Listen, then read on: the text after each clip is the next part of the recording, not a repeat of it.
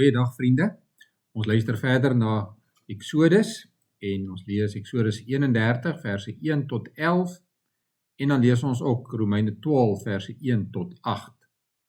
Eers Exodus 31 verse 1 tot 11. Die Here het vir Moses gesê, kyk, ek het vir Besaleel uitgekies. Hy is 'n seun van Uri, seun van Gur uit die stam Juda. Ek het hom toegerus met my gees, sodat hy met vaardigheid, insig en verstand enige werk kan doen. Ontwerpe maak en dit in goud, silwer en brons uitwerk. Edelstene verwerk en monteer en houtwerk doen.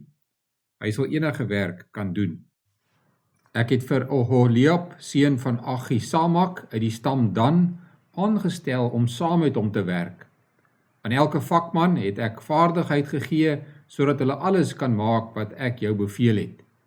Die tent van ontmoeting, die ark met die getuienis daarin en die deksel daaroor, al die toebehore van die tent, die tafel met sy toebehore, die kandelaar van suiwer goud met sy toebehore, die wierookaltaar, die brandofferaltaar met al sy toebehore, die waskom met sy voetstuk, die geborduurde klere wat gewy is vir die priester Aaron en sy seuns om daarin as priesters diens te doen, die salfolie en die geurende wierook vir die heiligdom, hulle moet alles maak net soos ek jou beveel het.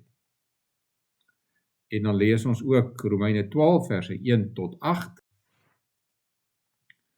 En nou doen ek 'n beroep op julle broers, op grond van die groot ontferming van God. Gee julleself aan God as lewende en heilige offers wat vir hom aanneemlik is. Dit is die wesentlike van die godsdiens wat julle moet beoefen. Julle moenie aan hierdie sondige wêreld gelyk word nie, maar laat God julle verander deur julle denke te vernuwe. Dan sal julle ook kan onderskei wat die wil van God is, wat vir hom goed en aanneemlik en volmaak is. Kragtens die genade wat aan my gegee is, sê ek vir elkeen van julle, moenie van jouself meer dink as wat jy behoort te dink nie. Nee, lê jou liewer daarop toe om beskeie te wees in ooreenstemming met die maat van geloof wat God aan elkeen toebedeel het. Ons het baie lede in een liggaam en die lede het nie almal dieselfde funksie nie. Net soos ons, al is ons baie, in Christus een liggaam en almal afsonderlik lede van mekaar. Ons het genadegawes wat van mekaar verskil, volgens die genade wat God aan elkeen van ons gegee het. As dit die gawe van profesie is, laat ons dit gebruik in ooreenstemming met die geloof wat ons bely. As dit is om te dien, laat ons dien. As dit is om onderrig te gee, laat ons onderrig gee. As dit is om mense te bemoedig, laat ons hulle bemoedig. As ons gee, laat dit sonder bybedoelings wees. As ons leiding gee, dan met toewyding. As ons ander help, dan met blymoedigheid.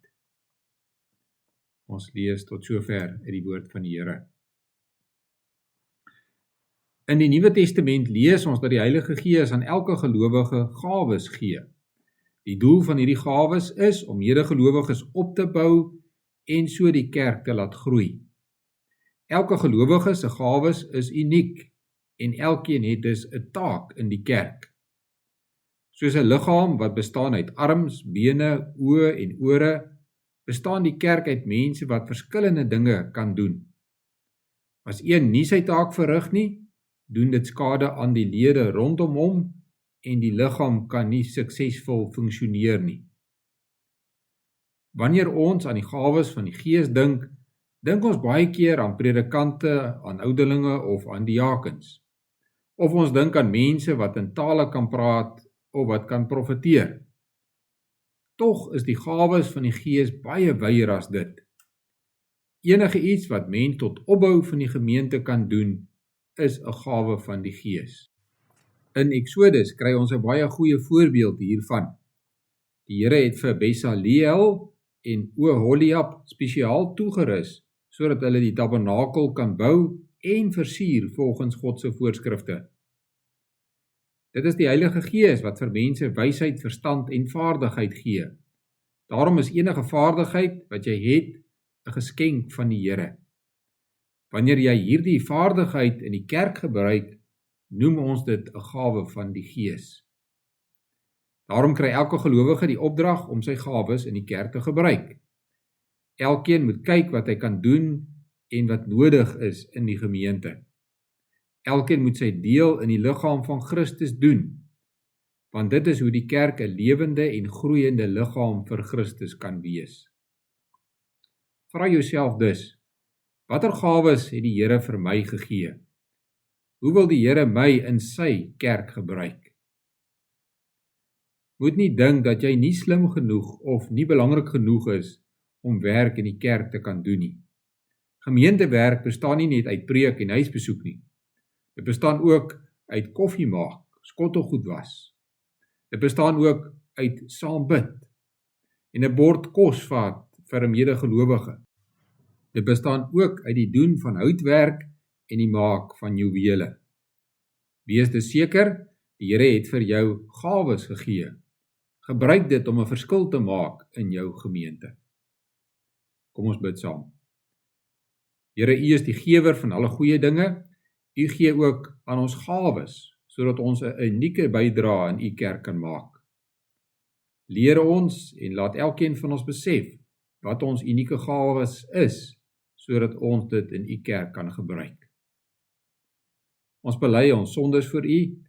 Ons bely dat ons op baie maniere aan U ongehoorsaam is, of dit nou met ons woorde, of ons gedagtes, of ons dade is. Ons bely dat ons baie keer liefdeloos is. Ons vra dat U ons sal vergewe, nie omdat ons dit verdien nie, maar omdat Jesus Christus vir ons sondes betaal het. Ons doen voorbidding vir ons kerkleiers. Ons vra dat U hulle wysheid sal gee in die werk wat hulle doen en die besluite wat hulle neem.